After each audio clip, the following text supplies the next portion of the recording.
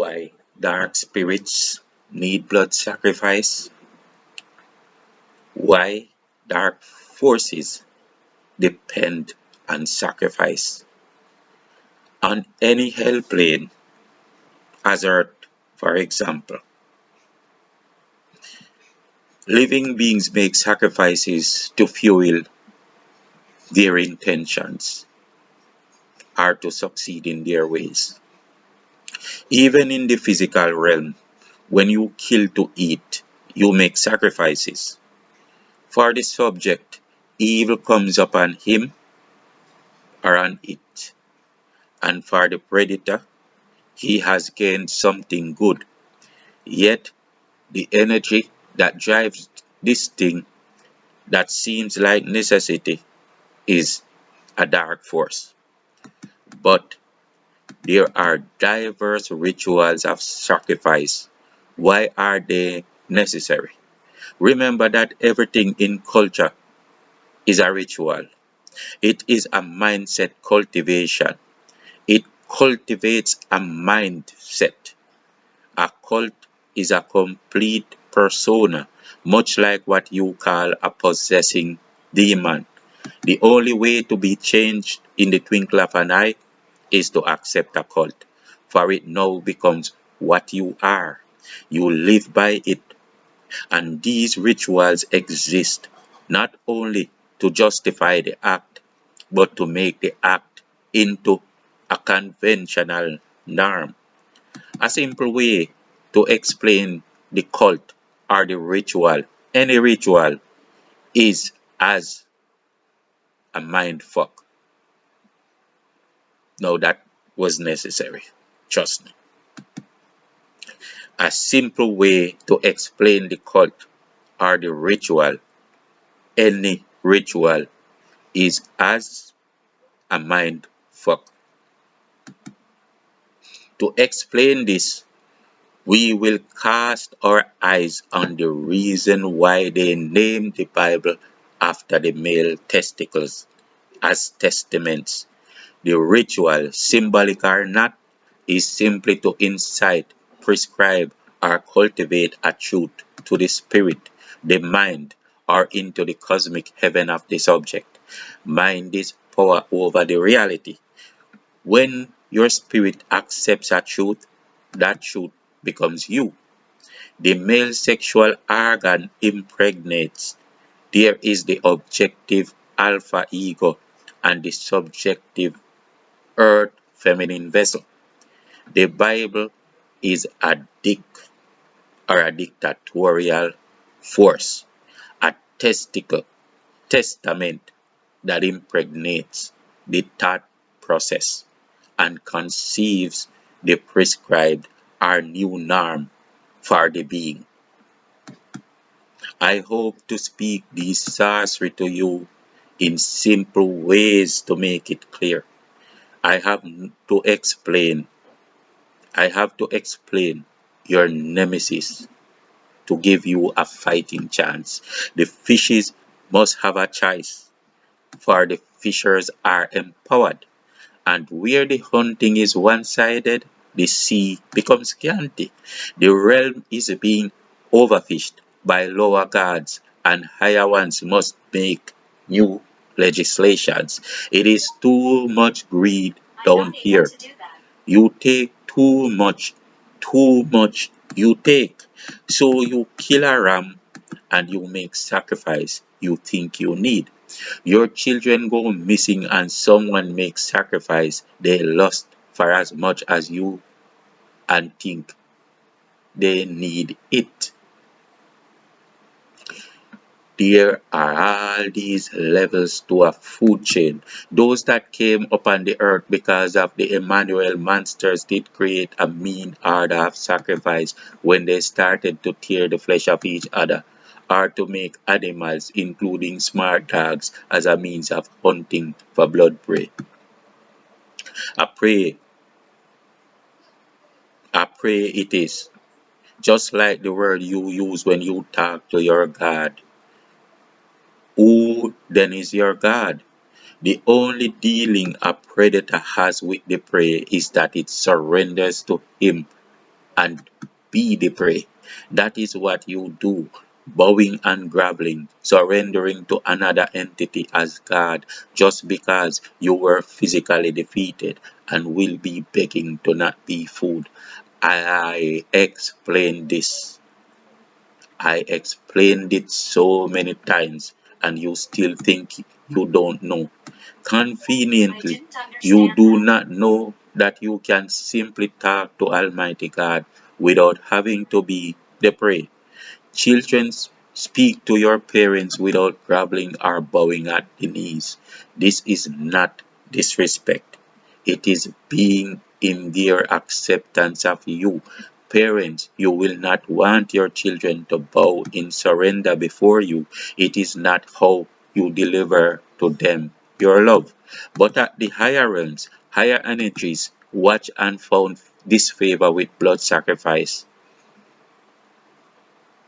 At the higher realms, higher energies watch and found this favor with blood sacrifice, and it was rendered by the conscience to be the evil infringement, especially as you consider the crime against the free will. Why would a person steal another?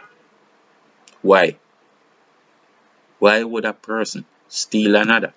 But the demons wanted to have sacrifice. They enjoyed the human experience by entering the body of man, feeling the human emotions and the darker results that comes with profaning the tabernacle, similar to what a bully does. It experiences killing a man, skinning him and using the skin to make a pillow, defeating the will of a physically weaker being, abusing a woman and taking her innocence so she will scream, surrender, and make this demon interpret it as supremacy. Yes, this demon will interpret it as supremacy, and to him, this surrender will feel like worship, for she will be bowed before him. When she begs, it is like worship to him, yes, it is like worship to him. Two major ingredients are important to these demons in sacrifice. One is blood, for it carries all records of their will and the emotions. There are some cannibals that will tell you that when they chase the prey, the meat is sweeter for all those emotions, all that fear. And the same thing happened to the Sunday rooster many years ago. I remember on Sundays how they used to chase that rooster around to kill for Sunday dinner. And many said that when they chase it, the meat tasted better. The second is intercourse.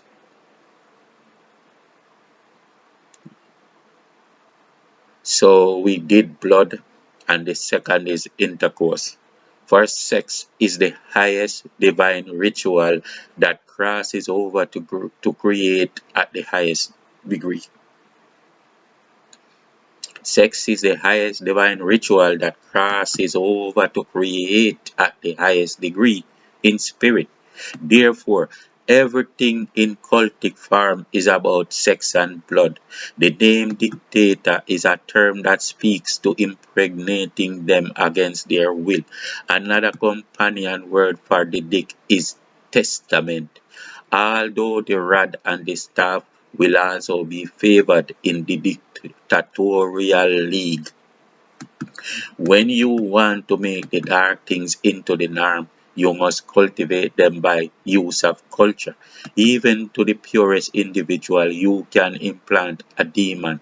A sacrificial culture will open that demon portal which normalizes bloodlust and blood sacrifice, even to a greater degree, at a higher port, and by subliminal means.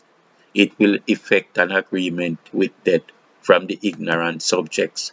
A communion church ritual is a contract between the Emmanuela and the Christians.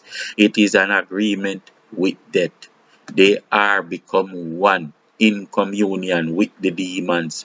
They are now a part of the communion, but only as sheep, as subject, as prey, and they give their souls, which gives the God the right to possess them in spite of themselves, the owner of their own will is not themselves, but the God.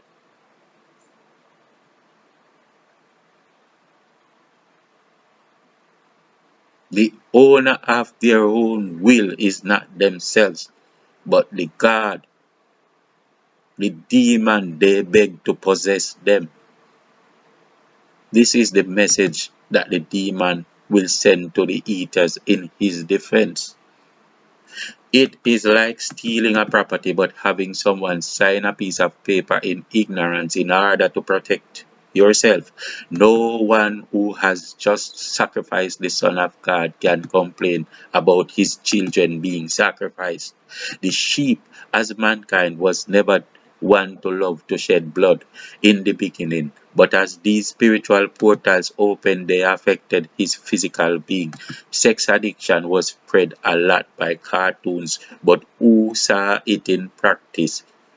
Because these things were subliminal, we see the disease in man, but not the spell cast by the sorcerer who threw a stone and hid his hand. Every time you have sex, you perform a ritual. And every time you perform a ritual, you create something. Every single time you have sex, you create spiritual children. But now and then there are physical ones. Do you see how you watch boxers fighting in a ring and find satisfaction in it? The spirit beings experience your sexual energy and feed off of it. Your sex addiction is the sacrifice they receive, and your corruption of the ritual gives them more power. But if they can experience you, if you will let them in, they will also enjoy the act of bloodlust from a physical form. Demon possession is not always noticeable. Well, sometimes you will marvel at the evil deed that men will perform without realizing how they were used by these cult forces as sacrifices. They wanted to experience the essence of blood on their hands, or the sexual encounter, or to subjugate and destroy, to corrupt mankind and make them over in their own image. It is no different from what the ego of the bully will drive him to do. The bully feels satisfied at the fear of the victim. So if you sit and watch someone sweep your yard while you do nothing, you take his energy. A man's raw potential is his true value, but the demons do not have much faculty on the earth plane. Money they conceived by magic to access your energy and own it. They sacrifice you by the illusion, and now they possess more than you because they own your energy. Yet you are the one who is abundant. You can till a dozen vineyards, but they can only do half of one. Well, they could only do half of one before they conned you with the superficial force of money. Money they created by putting a spirit into an inanimate object. The money becomes real not by their power, but by your projection and belief. The moment you believed upon it, the breath of life was breathed into money. Now money has become the greatest superficial God force of all times, for it has taken what is inside of you and handed it to power outside of you. You are sacrificed by this simple ritual of money exchange, including banking. You have to work, but now all he has to do is own and manage your energy. You are sacrificed. In the Bible, in the Bible story of Jephthah's daughter being sacrificed to God, the very pliable mind of the sheep is confused into saying that God punished Jephthah for making a rash vow. This is the dumbest thing. Nowhere did it say that. What it did was expose to us that these sacrificial rituals, what it did was expose to us that these sacrificial rituals to this God was a norm. Jephthah's data took it very well too. It was a cultural norm. It was a cultural norm, meaning that the people expected that every now and again this God would take a sacrifice from them. In fact, even in the old Baal's Testament, the Bible stipulated the parts of meat that would be given to the priest. Sacrifices were being made for food, not for spiritual hulabaloo, and the God was also served his share. By the church communion, an agreement is made between the man and the God that the children of men will be required. In the olden time, a young maiden would always be chosen and the family would be obliged to give up this family member. Today, it is a ritual calling and pleading for the blood of the Son of Man and also demonstrating the will to blood sacrifice. The newborn child is christened, placed in the sacrificial pool, and then at random, souls will be taken. Here and there, a little girl might be raped, a mass shooting will take place, a boy will attempt to kill another because he stepped on his Clark shoes, because he would sacrifice the victim for clout, for someone to say he be the baddest one in school. And this the Emmanuela will enjoy because the smell of blood, they love it in their nostrils. I remember in the 80s when gangsters had Bibles in their back pockets and some talked about rising up on the shoulders of the Philistines and other war talk from that dark energy riddled angry book with angry, jealous, and wrathful God that demanded blood sacrifice if you farted loud. Why do you believe this God had to forgive but only with blood sacrifice? Is it not obvious? This is how the fix came for the addict. Even if one man transgressed, the entire people were punished and had to sacrifice to him. And reread all the laws and see if it was not deliberately made that it would be impossible to not sin.